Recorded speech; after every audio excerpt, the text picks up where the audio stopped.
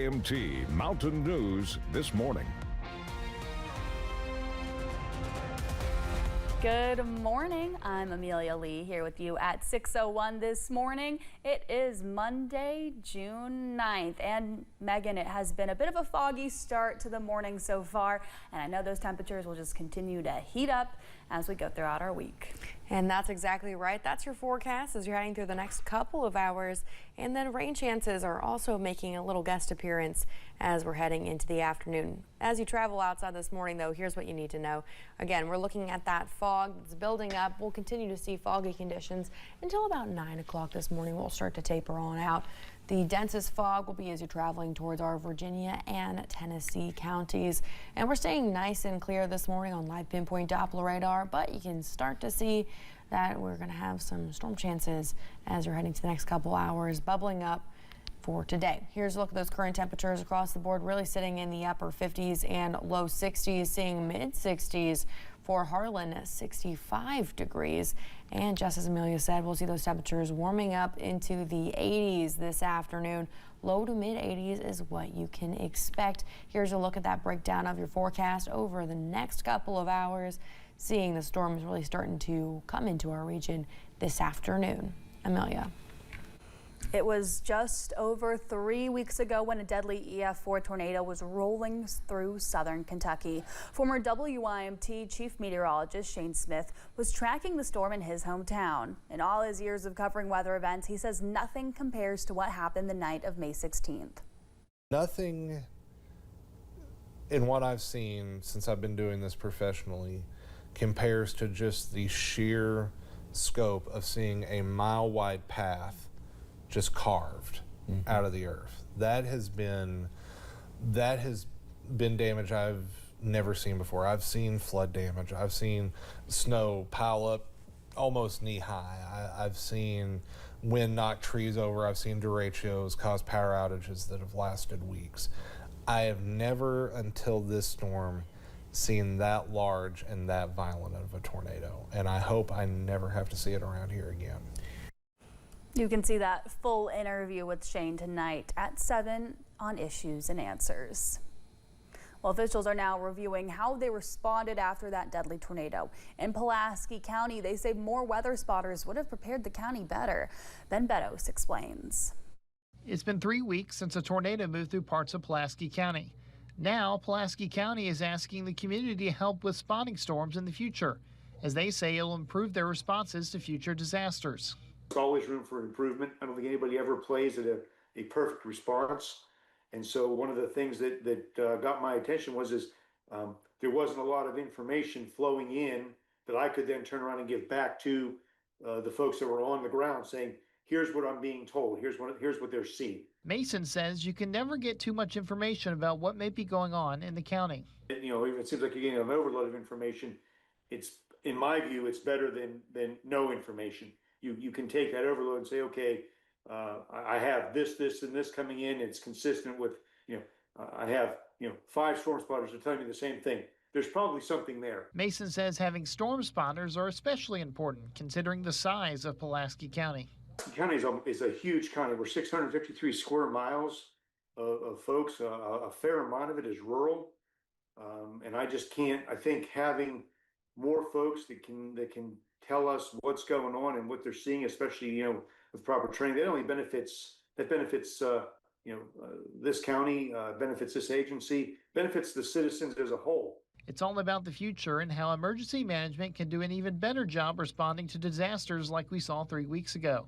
For WKYT, I'm Ben Beddoes.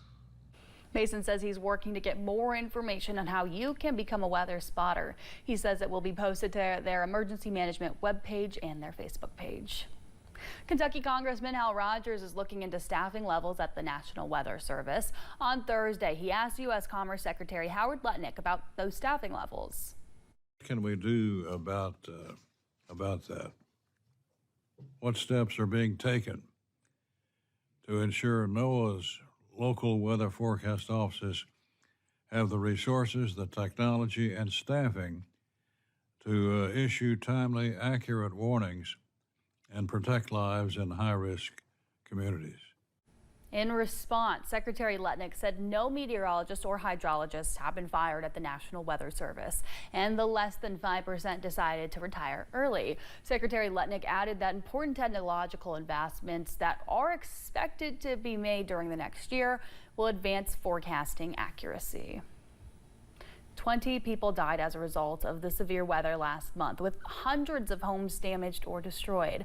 But groups continue to come out and support tornado victims. Todd Woolston, pastor and founder of Coastal Virginia Recovery, started an outreach after feeling led spiritually to respond to areas hit by natural disasters in the United States. The team is still actively helping those in North Carolina after Hurricane Helene, but will move their crews to Laurel and Pulaski counties this week.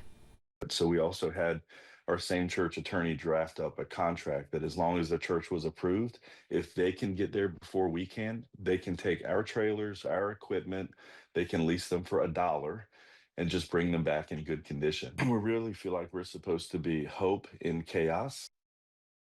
Their nonprofit is entirely volunteer-based. Anybody from any church can reach out to get connected with their outreach.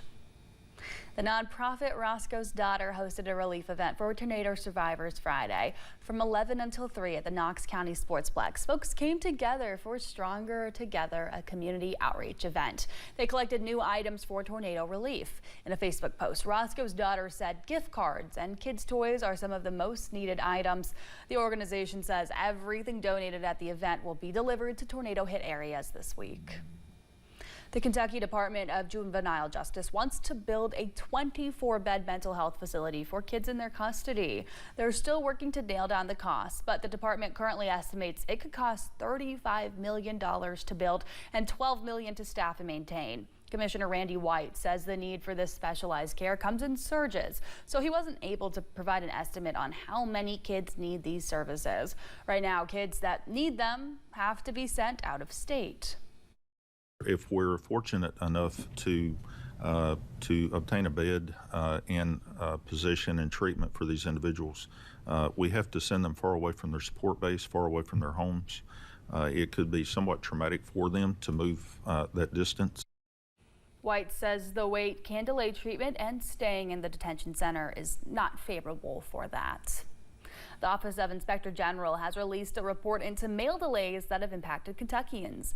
The investigation was conducted during the week of March 31st and looks into 3 mail centers in Louisville.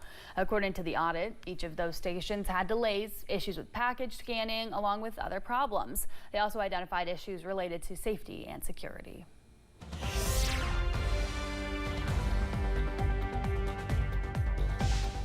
Temperatures as you head out the door will be in the 50s and 60s, a trend that will slowly warm up as we head into the afternoon hours.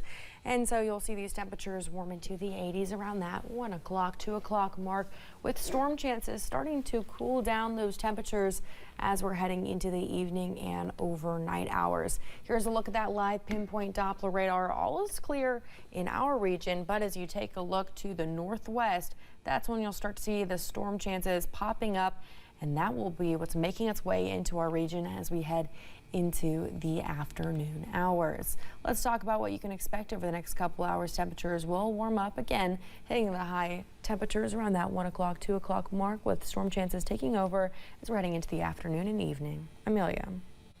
Well, thank you for joining.